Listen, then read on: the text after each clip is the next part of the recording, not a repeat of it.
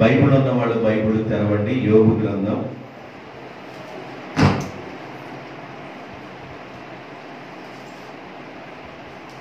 యోబు గ్రంథం 13వ అధ్యాయము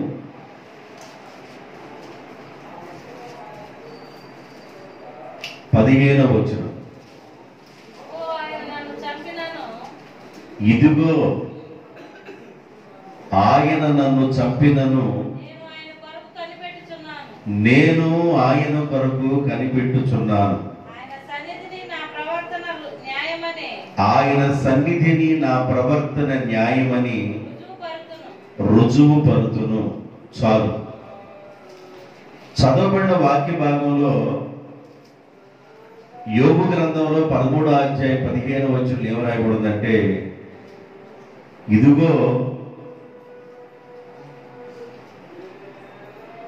ఆయన నన్ను చంపినను నేను ఆయన కొరకు కనిపెట్టుకొని ఉంటాను. ఎంతమంది చెప్పగలరు ఈ మాట? యోబు అంటాడు, ప్రభు నన్ను చంపినా నేను చచ్చిపోతాను, నేను చనిపోయేంత వరకు మాత్రం నేను ఆయన కోసమే కనిపెట్టుకొని ఉంటాను. యోబు గురించి మీకు బాగా పరిచయము, బాగా తెలుసు. ఊజు దేశంలో యోబు బాగా ఆస్తి కలిగిన వాడని మీకు తెలుసు. 7,000 గొర్రెలు, 3,000 ఒంటెలు, 500 జతల ఎద్దులు, 500 ఆడగాడిదలు కలిగి బహుమంది పనివాళ్ళు కలిగి ఉన్న యోబు ఇంత ఆస్తి కలిగిన వాడు. ఇంత ఆస్తి ఉంది కాబట్టి, ఎంతమంది పనివాళ్ళు ఉన్నారు కనుక ఆయన ఈ మాట అంటున్నాడా?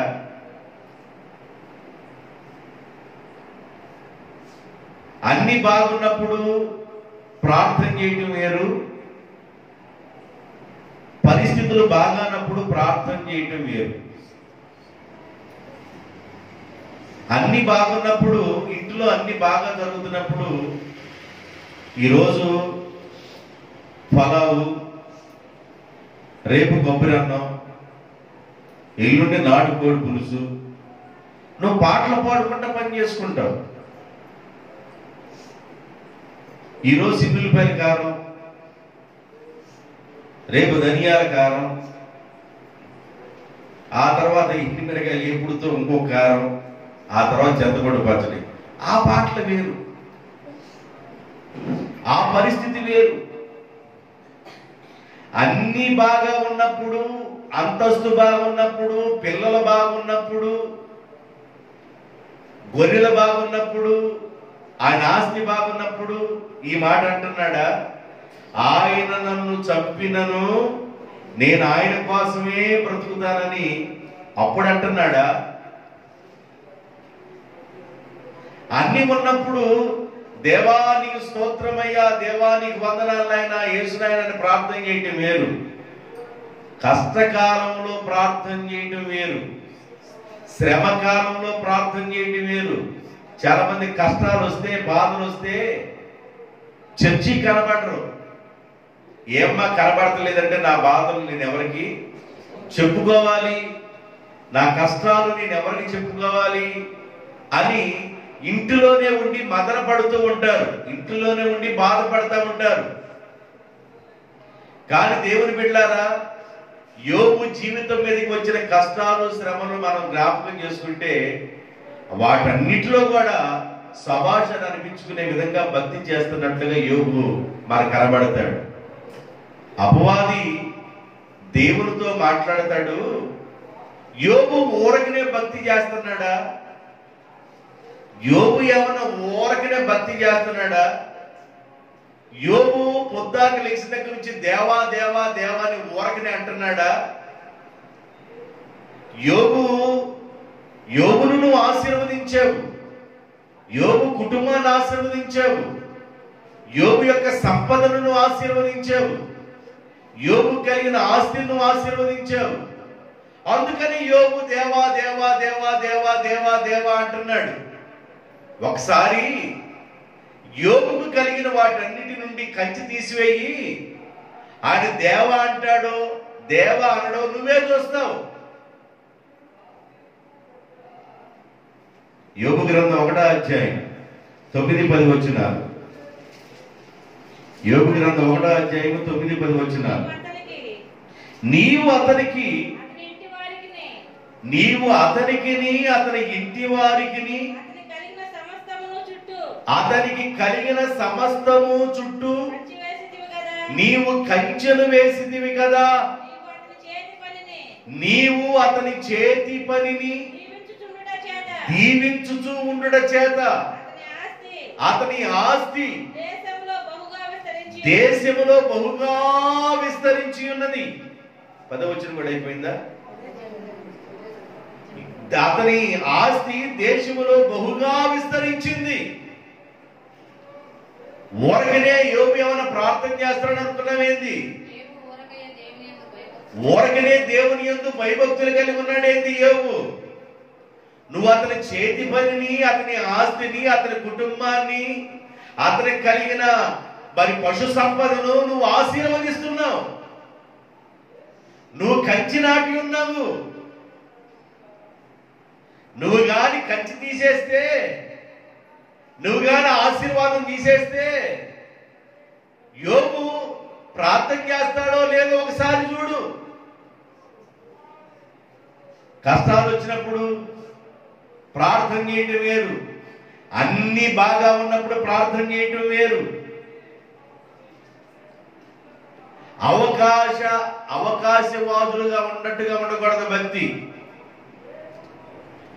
అవకాశవాదంగా ఉన్నట్టుగా ఉండకూడదు భక్తి అనేది. నీ కష్టం వచ్చినప్పుడు, నీకు నిందొచ్చినప్పుడు, నీకు అవమానం వచ్చినప్పుడు, నీకు అప్పుల బాధ ఎక్కువైనప్పుడు, శ్రమలు ఎక్కువైనప్పుడు, ఆ టైంలో నువ్వు ప్రార్థన చేయాలి. అన్ని బాగున్నప్పుడు నువ్వు చేసేది ప్రార్థన. సాతానుడు అదే అడుగుతున్నాడు. అన్ని నువ్వు ఇచ్చేసావు కదా యోబుకి. ఆస్తి ఇచ్చావు, అంతస్తు ఇచ్చావు, మరి పనివాళ్ళు ఇచ్చావు, ఆయనకి ఎంతో సంపదనిచ్చి మిగుల ఆస్తి కలిగిన వాడుగా నువ్వు చేసావు. కాబట్టి యోబు ఓరకనే దేవా దేవా అంటున్నాడు అనుకున్నావేంది? అన్నీ ఉన్నాయి కాబట్టి దేవా దేవా అంటున్నాడు. ఒకసారి వాటిని తీసేయి, దేవా దేవా అంటాడో ఏమంటాడో నువ్వే చూద్దామని అపవాది అనేవాడు దేవుణ్ణి అడుగుతుంటే, అయితే తీసేస్తాను వెళ్ళు అన్నాడు. భయంకరంగా భయంకరంగా భయంకరంగా శోధించాడు అపవాది. శోధించవలసిన దానికంటే ఎక్కువగా శోధించాడు. ఆస్తి పోయింది, అంతస్తు పోయింది, ఇల్లు కూలిపోయింది, పిల్లలు చనిపోయారు, గొర్రెలు చనిపోయింది, ఒడ్డులు చనిపోయింది, ఎద్దులు చనిపోయింది, గాడిదలు చనిపోయింది, పనివాళ్ళందరూ వెళ్ళిపోయారు. వాడిలో ఎవడో ఒక్కొక్కడు మిగిలొచ్చి అన్ని చనిపోయింది అని చెప్పేసి వాడు కూడా వదిలేసి వెళ్ళిపోయారు. భార్య అంటది, ఇంకా దేవుడా దేవుడా అంటావు, ఇంకా దేవా దేవా నీకు పిలుస్తావు, ఇంకా నువ్వు దేవుడిని కొలుస్తా ఉన్నావు, ఇది నీకు సమన్వయమేనా అని భార్య అడుగుతుంది. 2వ అధ్యాయం 10వ వచనం. అందుకు యోబు మూర్ఖురాలు మాట్లాడినట్లుగా నీవు మాట్లాడుచున్నావు. మనము దేవుని వలన మేలు అనుభవించదగదా? మనము దేవుని వలన మేలు అనుభవించేము కదా, కీడును కూడా అనుభవించడానికి దేవుడు అవకాశం ఇచ్చాడేమో. మనము దేవుని వలన మేలు అనుభవించినప్పుడు దేవా దేవా దేవా దేవా అని మనం ప్రార్థన చేశాం. మేలు ఉన్నప్పుడు అందరూ ప్రార్థన చేస్తారు, అన్ని బాగున్నప్పుడు అందరూ ప్రార్థన చేస్తారు. ఎకరం పొలంలో అందరికి 25 బస్తాలు పండితే నీకు 40 బస్తాలు పండింది అనుకోండి. మినుములు ఒకవేళ 1-2 మూటలు 5 మూటలు ఇన్ని అనుకో, నీకు 12 మూటలు అయినాయి అనుకో ఎకరం. అప్పుడు రోడ్డు అప్పుడు నడిచే నడక కూడా వేరుగానే ప్రత్యేకంగానే ఉంటుంది.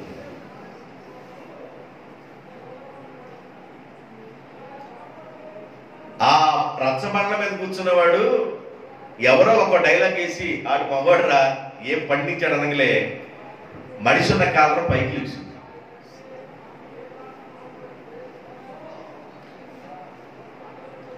అందరికీ 5-6 కోట్లు అయితే నీకు మాండే అయినాయి అనుకో, అప్పుడు కూడా నువ్వు భక్తి చేయాలి. దేవునికి స్తోత్రం. హల్లెలూయా.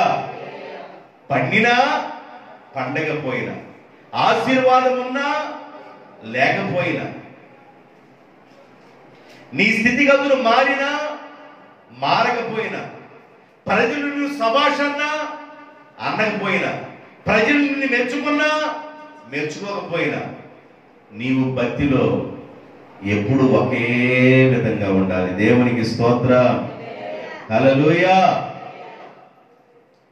ఏ ఎండకి ఆ గొడుగు పట్టే విధంగా మన భక్తి ఉండకూడదు. ఏ ఎండకి ఆ గొడుగు పట్టే విధంగా మన భక్తి ఉండకూడదు. మన భక్తి రేంజ్ ఎలా ఉండాలంటే, కష్టకాలం వచ్చినా సంతోషకాలం వచ్చినా, ఆపదలలో ఉన్నా జై జీవితంలో ఉన్నా, ఎలాంటి పరిస్థితుల్లో ఉన్నా మనం భక్తి జీవితం ఒకే విధంగా ఉండాలి. యోబు అంటాడు, నోటితోనైనను యోబు పాపము చేయలేదు. మనము దేవుని వలన మేలు అనుభవించదమా, కీడును అనుభవించద కదా. యెహోవా ఇచ్చెను, యెహోవాయే తీసుకుపోయినది. ఎవరు చెప్పగలరు ఈ మాట? అసలు ఎవరు చెప్పగలరు ఈ మాట? పగడాల ప్రవీణ్ గారు చనిపోతే వాడు భార్య అంది, మా భర్త అందరం క్షమించాడు, మేము కూడా క్షమిస్తున్నాం అంది. మంచి డిబేట్ చేస్తూ ఉంటాడు. ఎక్కడికి వెళ్ళినా కూడా యేసు ప్రభువే దేవుడు అని నిరూపిస్తుంటాడు. ఎవరు చెప్పగలరు? కానీ బైబిల్ చెబుతుంది, యోబు అంటాడు, ఆయన నన్ను చంపెనను సరే నేను మాత్రం ప్రార్థన చేయటం మానను. అది నిజమైన భక్తి. దేవునికి స్తోత్రం. నిజమైన భక్తి అంటే ఏంటంటే, ఆయన ఒకవేళ నన్ను చంపినా, నా పిల్లలు చనిపోయారు, నాకు కలిగిన ఆస్తి మొత్తం పోయింది, ఇల్లు కూడా కూలిపోయింది, ఒళ్ళు పాడైపోయింది, ఒకవేళ నా దేవుడు నన్ను చంపినా సరే నేను మాత్రం ప్రార్థన చేయటం మాననే మానను. అది నిజమైన భక్తి. అన్ని బాగున్నప్పుడు చేసేది వేరు. ఈ సంవత్సరం ఒకవేళ దేవుడికి మేలు చేసి ఈ సంవత్సరం ఒక సెట్టు కొనుక్కొని, పై వచ్చే సంవత్సరం 2 సెట్లు కొనుక్కొని, ఆ పై వచ్చే సంవత్సరం 4 సెట్లు కొనుక్కొని, ఆ పై వచ్చే సంవత్సరం 1 ఎకరం పొలం కొనుక్కొని, ఆ పై వచ్చే సంవత్సరం 1 ఎకరం పొలం కొనుక్కొని, ఇక దేవుడిని దీవిస్తూ ఉండగానే కొనుక్కుంటూ ఉంటే అప్పుడు చేసే ప్రార్థన వేరు. అన్ని ఉండి అన్ని కోల్పోయిన పరిస్థితుల్లో కూడా యోబు అన్నాడు, ఆయన నన్ను కూడా చంపిన నేను మాత్రం నా దేవునికి ప్రార్థన చేయటం మాననే మానను. తన నోటితో కూడా పాపము చేయకుండా భక్తి చేస్తూ ఉన్నాడు యోబు. దేవుని బిడ్డలారా, భక్తి అనేది బైపాస్ రోడ్ లాగా ఉండదు, నున్నగా ఉండదు. అప్ అండ్ డౌన్స్ ఉంటాయి, ఎత్తులు పల్లాలు ఉంటాయి, కష్టాల కొలిమి, శ్రమలు, ఇరుకులు, ఇబ్బందులు, అవమానాలు, నిందలు, ఇవన్నీ ఉంటాయి. వాటన్నిటిలో నువ్వు నిలబడి భక్తి చేయడం కానీ చేస్తే నీ భక్తి నిజమైన భక్తి. దానికి బహుమానాలు ఉంటాయి. దేవునికి స్తోత్రం. దానికి బహుమానాలు ఖచ్చితంగా ఉంటాయి. మరొక మాట, దానియేలు గ్రంథం 3వ అధ్యాయం, దానియేలు గ్రంథము 3వ అధ్యాయము 17వ వచనం. మేము సేవించుచు ఉన్న దేవుడు మండుచున్న వేడిమి కలిగిన అగ్నిగుండములో నుండి మమ్ములను తప్పించి మమ్ములను రక్షించుటకు సమర్థుడు. మరియు నీ వశమున పడకుండా ఆయన మమ్ములను రక్షించును. ఒకవేళ ఆయన మమ్ములను రక్షించకపోయినను రాజా మేము ఆ ప్రతిమకు నమస్కారము చేయము. నిజమైన భక్తి. మా దేవుడు రక్షించడానికి సమర్థుడు. నువ్వు మండుతున్న అగ్నిగుండాన్ని 7 అంతలుగా చేసి మమ్మలను అగ్నిగుండంలో నువ్వు పడవేస్తే ఆ అగ్నిగుండములో నుండి మమ్మల్ని రక్షించడానికి మా దేవుడు సమర్థుడు.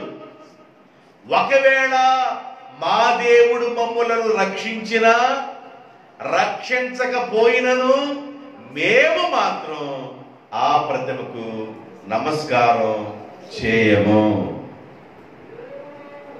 అది నిజమైన భక్తి. దేవుని కొరకు రోషంగా నిలబడిన వాళ్ళు. దేశం కాని దేశము వాళ్ళది ఇజ్రాయేల్ దేశము. బబులోను దేశానికి బానిసలుగా వెళ్ళారు. దేశం కాని దేశంలో, బంధువులు లేని దేశంలో, పరాయి ప్రజల మధ్య రాజుగారి యొక్క శాసనాన్ని మీరి, రాజుగారి యొక్క మాటలు మీరి మేము నమస్కరించము రాజా. ఇంకొక మాట చెబుతా, నేను అసలుకి నీకు ప్రత్యుత్తరం చెప్పవలసిన అవసరం కూడా మాకు లేదు. మేము సెల్యూట్ చేయము, మేము నమస్కరించం. జీవము కలిగిన దేవునికి తప్ప మా తలలు మేము వంచము. సర్వశక్తిమంతుడైన యేసుకు తప్ప మా తలలు మేము వంచమని వాళ్ళు నిలబడితే రాజుగారి కంట భయంకరమైన కోపం వచ్చిందంట. భయంకరమైన కోపం. ఆ కోపంతో అన్నాడు, ఈ అగ్నిగుండాన్ని 7 అంతలుగా కాలేటట్లుగా దాన్ని చేయమనంటే 7 అంతలుగా చేశారు. ఏం లేదు, అగ్నిగుండంలో అలా ఎల్లకి మనలే మసిపప్పులు అయిపోవాలనుకున్నాడు. కానీ వీళ్ళు అంటారు, మా దేవుడు రక్షించినను రక్షించకపోయినను, మా దేవుడు ఈ మండుచున్న వేడి మిగిలిన అగ్నిగుండం నుండి తప్పించినను తప్పించకపోయినను మేము మాత్రము మా దేవునికే నమస్కారం చేస్తాం కానీ ప్రతిమ నమస్కారం చేయమని చెప్పారు. చేశారు. మండుతున్న అగ్నిగుండాన్ని 7 అంతలు చేశారు. చేయవలసిన పనులన్నీ చేశారు. ఇక్కడ తీసుకెళ్ళేస్తే ఆ అగ్నిగుండంలో వీళ్ళతో పాటు 4వ వ్యక్తి తిరుగుతా ఉన్నాడు. దేవునికి స్తోత్రం. బబులోను దేశమందున ఆ భక్తులు 3 బొమ్మకు ఒక్కరందున, బబులోను దేశమందున ఆ భక్తులు 3 బొమ్మకు అతి బంధించిరాదు, అతి బంధించిరాదు.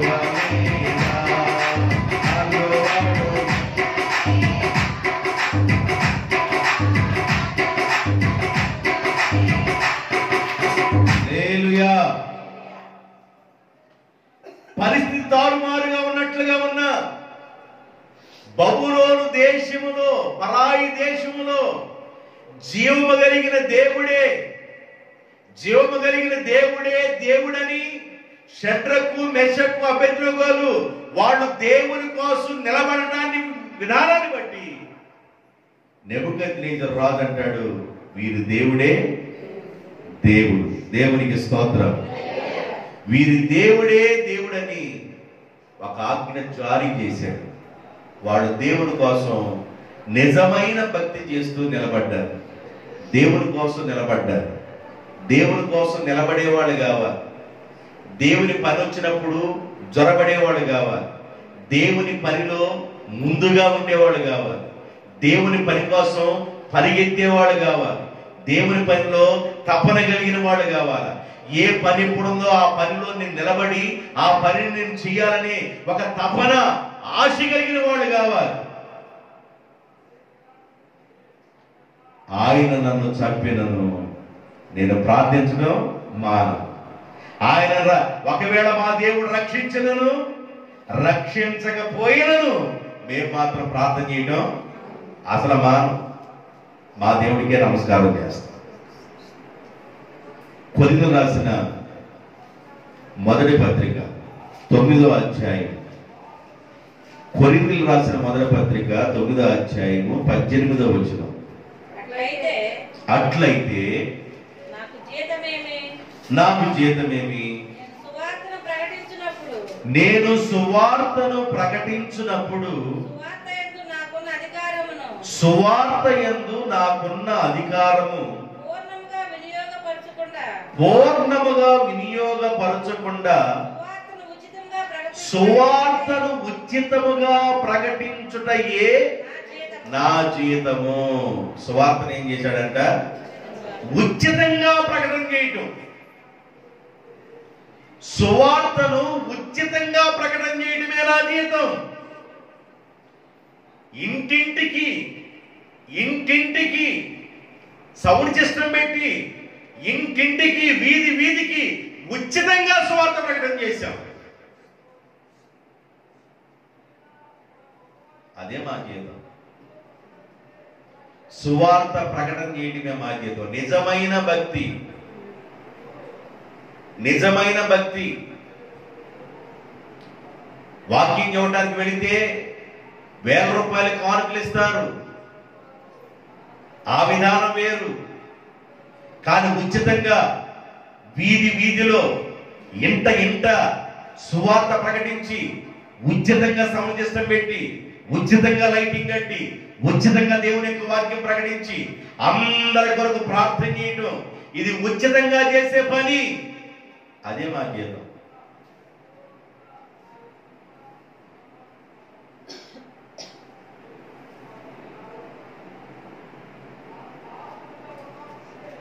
ఈ సిస్టమ్ తీసుకొచ్చి పెట్టాలంటే చెరువుపల్లి మాట్లాడితే 5,000 ఇవ్వాలి. 2,000 ఇవ్వాలి, 5,000 ఇవ్వాలి. దాని ట్రావెలింగ్ ఛార్జ్ కూడా ఇచ్చుకోవాలి.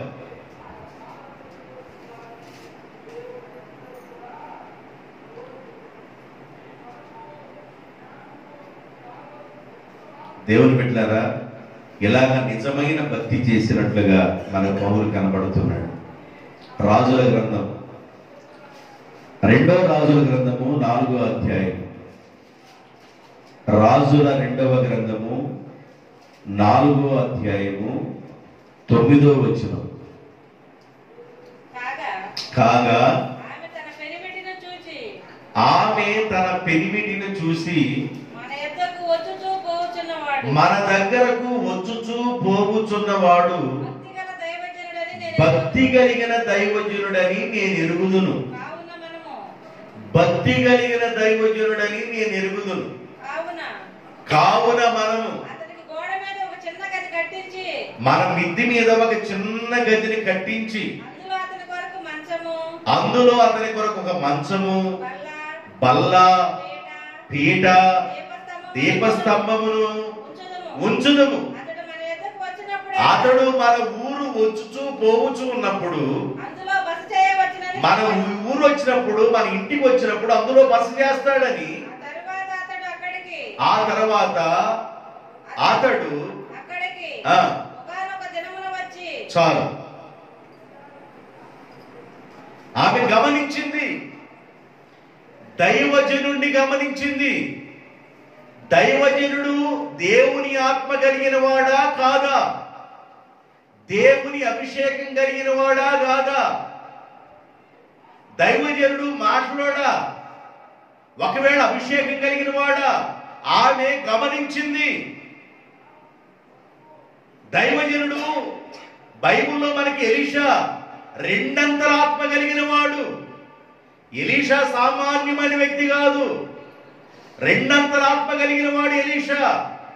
ఎలీషా పొలము కలిగిన వాడు, ఎలీషా ఆస్తి కలిగిన వాడు, ఎలీషా ద్వారా అద్భుతాలు జరుగుతున్నాయి, ఎలీషా గొప్పవాడు, ఒక ఉన్నతమైన ఆశీర్వాదం కలిగిన వాడు ఎలీషా. ఆ ఊరు వస్తూ వెళుతూ ఉన్నప్పుడు దైవజనుడు ప్రార్థనాపరుడా కాదా, అభిషేకం కలిగిన వాడా కాదా, దేవుని ఆత్మ తన మీద ఉందా లేదా, ఈ విషయాలు ఆమె గమనించగలిగిన ఆలోచన కలిగి ఉంది. దేవునికి స్తోత్రం. విశ్వాసులు దైవజనుడిని గమనించాలి.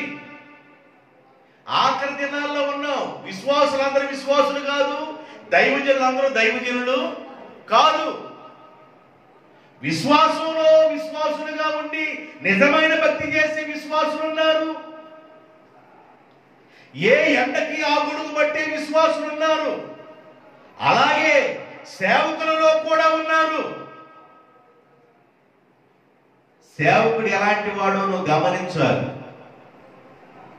నువ్వు గమనించి ప్రార్థన ఎవరితో పడితే వాడితో కూడా నువ్వు చేయించుకోకూడదు. అతడు దేవుని ఆత్మ కలిగిన వాడా కాదా అని నువ్వు అబ్జర్వేషన్ చేసి అప్పుడు దైవజనుడిని నువ్వు గమనించి చేర్చుకోవాలి. మన గ్రామమునకు వచ్చుచు పోవచ్చు ఉన్న దైవజనుడు భక్తి కలిగిన వాడని, ప్రార్థనాపరుడని, దేవుని ఆత్మ కలిగిన వాడని నేను తెలుసుకున్నాను. దేవునికి స్తోత్రం. ఒక విశ్వాసి ఏం తెలుసుకోవాలి? కూరగాయలు పట్టడానికి వెళ్ళినప్పుడు వంకాయలు పట్టడానికి వెళ్ళావు, ఒక కేజీ వంకాయలు కొనాలా? కేజీ వంకాయలు కొనేటప్పుడు ఎట్లా కొట్టా? వచ్చే అయితే కవర్ కట్టావా? ఏమంట? అసలు పుచ్చులున్నాయా అంటే కేజీ వంకాయలకే నీకు పుచ్చులున్నాయా లేదా అని అంత అబ్జర్వేషన్ చేస్తే నీ ఆత్మను కాసే వ్యక్తి, నీ కొరకు ప్రార్థన చేసేవాడు అసలు ఆయన ప్రార్థనాపరుడా కాదా? మన ఇంటికి వచ్చేవాడు ప్రార్థనాపరుడు కాదా? ఆత్మ కలిగిన వాడా కాదా? ఒకవేళ మాటలోళ్ళేనా, లేకపోతే క్రియలు అసలు పన్నయ్యి లేవా? అసలు విషయాలను గమనించాలి.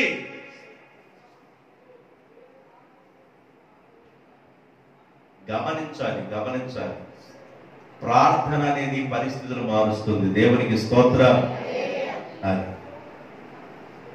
ఈమె ఏమంటుందంటే, మన ఇంటికి వస్తున్నాడు దైవజనుడు, వెళతా ఉన్నాడు, అతడు భక్తి కలిగిన వాడు, నిజమైన భక్తి. ఈరోజు నేను మీకేం చెబుతున్నాను? నిజమైన భక్తి. అతడు భక్తి కలిగిన వాడు.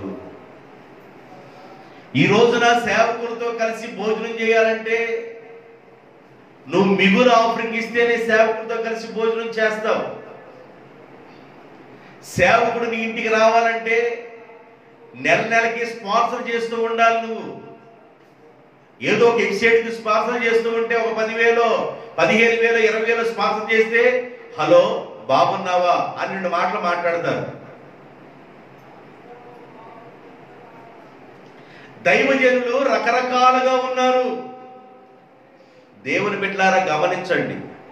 మీ కొరకు ప్రార్థన చేస్తూ, మీ కొరకు కనిపెడుతూ, ఒకవేళ తన ఆత్మ ఉన్నవాడా లేదా, అభిషేకం అన్నవాడా లేదా, దర్శనం అన్నవాడా లేదా, దేవుని వరం కలిగిన వాడా కాదా, నువ్వు అబ్జర్వేషన్ చేయాలి.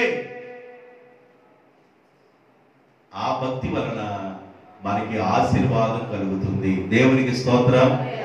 అలాంటి సేవకుడు అడుగు పెడితే ఆశీర్వాదం కలుగుతుంది. యాకోబు అడుగు పెట్టిన క్షణము లాబాను ఇంట్లో ఉన్న శాపం వెళ్ళిపోయింది. ఆశీర్వాదం కలుగుతుంది. భక్తి కలిగిన దైవజనుడు. దేవునికి స్తోత్రం. 2వ రాజుల గ్రంథము 5వ అధ్యాయం 15-16 వచనాలు. 2వ రాజుల గ్రంథము 5వ అధ్యాయము 15-16 వచనాలు. అప్పుడు అతడు తన పరివారముతో కూడా దైవజనుని దగ్గరకు తిరిగి వచ్చి దైవజనుడు ముందర నిలిచి చిత్తగించును, ఇజ్రాయేలీలలో ఉన్న దేవుడు తప్ప లోకమందంతటా మరి యొక్క దేవుడు లేడని నేను ఎరుగుదును. ఇప్పుడు నీవు నీ దాసుడనైన నా యొద్ద బహుమానము తీసుకొనవలసిందని ఎలీషాను బ్రతిమలాడుకొనుచుండగా నయమాను ఎలీషా ఎవరి సన్నిధిని నేను నిలబడి ఉన్నానో ఇశ్రాయేలీల దేవుడైన ఆ యెహోవా జీవము తోడు నేను ఏమియు తీసుకొనను అని చెప్పాను. చాలు. చదవబడిన వాక్య భాగంలో సిరియా దేశంలో ఉన్న సైన్యాధిపతి అయిన నయమాను ఇజ్రాయేల్ దేశాన్ని గెలిచాడు. అయితే ఆయన కుష్ఠరోగం ఉంది. నయమాన్ అంటే ఇజ్రాయేల్ దేశం కూడా గడగడలాడింది ఒకప్పుడు. ఈయనకున్న కుష్ఠరోగం పోగొట్టుకోవడానికి ఇజ్రాయెల్ దేశం వెళ్లాల్సి వచ్చింది. ఇజ్రాయెల్ దేశం ఇచ్చిన దాని మాటలు విని వెళ్ళిన తర్వాత స్వస్థత పొందాడు. కుష్ఠరోగం పోయింది. పసిపిల్లవాని దేహం అయిపోయింది. ఆయన సిరియా దేశం నుండి వెళతా చాలా బహుమానాలు కానుకలు తీసుకొని వెళ్ళాడు. చాలా బహుమానాలు కానుకలు తీసుకొని వెళ్ళాడు. బహుమానాలు ఎవరన్నా ఇస్తుంటే తీసుకోరా? జ్ఞాపకార్థం కొట్టడానికి వెళ్ళావు, ప్లేట్ ఈపోతే నువ్వేం చేస్తావు? సంవత్సరం వల్ల సాధిస్తావు. అందరికి ఇచ్చింది ప్లేటు, నాకు ఈ లేదు, నేను కనబడలేదా అని సంవత్సరం వల్ల సాధిస్తావు. మనిషి నైజమే. బహుమానాలు కానుకలను తీసుకొని, విలువైన కానుకలు తీసుకొని వెళ్ళాడు. ఇవన్నీ తీసుకొని వెళ్ళి స్వస్థ పొందారు కదా. కాబట్టి ఇజ్రాయేలీల దేవుడే దేవుడు, ప్రపంచమందంతటా ఏ దేవుడు లేడు. ఈ